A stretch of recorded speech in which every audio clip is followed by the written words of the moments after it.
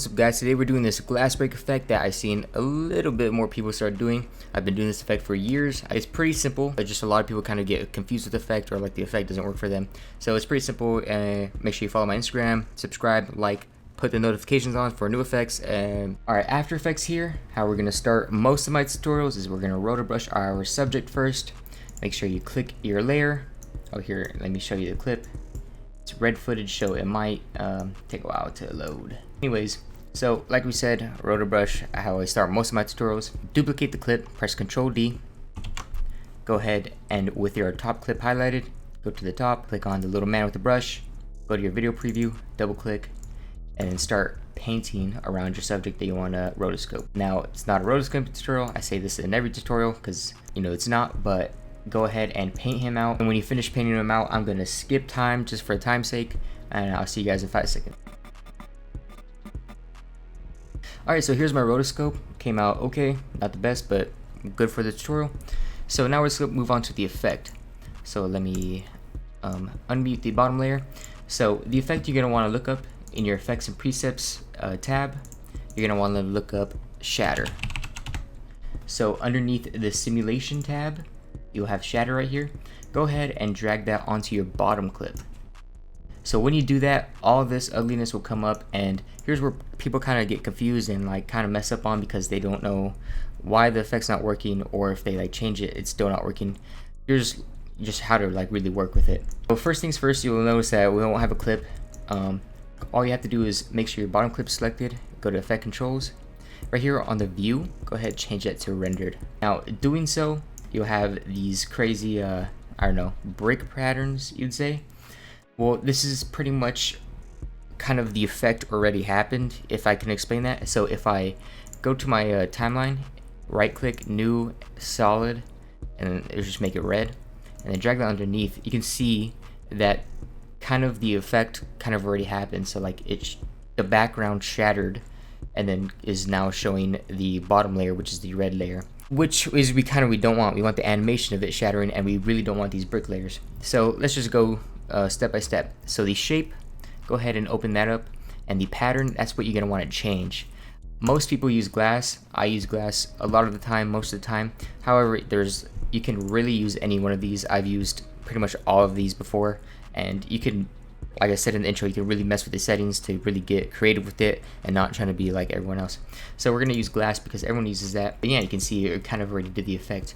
Well, people kind of get messed up because the effect isn't happening. So how I get around this is I open up this Force 1 right here. Go ahead, open that up, and then right here where it says radius, I just change that to 0. And then you can see it changes back to normal. So I pretty much do the effect by keyframing this Force 1 radius. So if I go to the beginning, which I cut this clip exactly where I wanted the effect to start. So I'm going to go to the beginning, put my cursor at the beginning, go ahead and keyframe this radius. And I'm going to go, I'm just going to give this one 12 frames. So right here where it says 12 frames, I'm just going to go ahead and drag this radius up. Now you can see as the video renders, you can see the glass breaking. And if I go a little bit more frames forward, you can see all of the glass breaks. I like to have a little bit of the glass still left, so it kind of shows as kind of dimensional, or like the dimensions kind of like shifted or whatever. So I'm gonna go back to my 12 frames, and I'm just gonna drag this glass break a little bit down. Now you can also mess with the strength of the break, but usually I don't really mess with that unless like my radius isn't really working. I usually just stick with the radius. So if we mess with the strength, I'm just gonna show you just for the thing. You can kind of see how fast like the explosion kind of exploded, or like how much velocity the glass coming from the explosion is happening. So if I just bring this down to like 1, they should technically just kind of like fall off, which they do right here.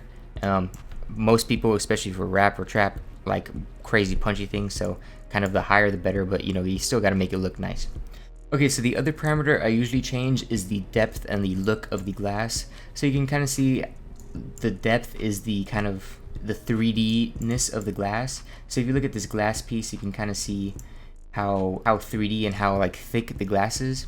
Well, usually people like to change the depth and they think they have to change the force depth. You do not want to do that. But if you want more of a 3D or thicker glass, you're gonna want to go to the shape, and on this extrusion depth, go ahead and increase that. So sometimes you can get really thick pieces, but you know, you don't really want too thick. You know, if you want it like glass, you're gonna want to make it look like glass. So if we do this, and if we let me RAM preview the effect, we have a glass break like this. So I imported some backgrounds and overlays that I use not often, but you know, sometimes.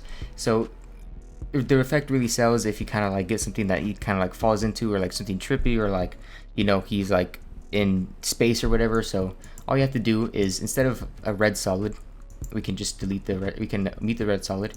You can drag an overlay underneath. This overlay is a little small, so I'm gonna increase the scale of it by pressing S.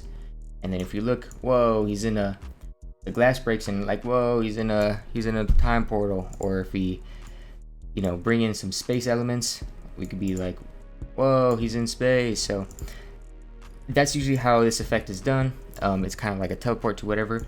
But like I said in the beginning, you can really just mess with the effects to get a different effect to it. You don't have to be the same. So usually I like to change, you know, the texture or the physics. Like the physics, it'd be cool if, like, let's say you change the gravity to 0, or if I change the gravity direction to 0 and then add the gravity all the way up, we can see that the glass starts flying away. I used to do that a lot, so it kind of gives it more of a trippy vibe. And that's basically it for the effect. Thanks for watching. Make sure you subscribe, like, follow my Instagram. Peace out later.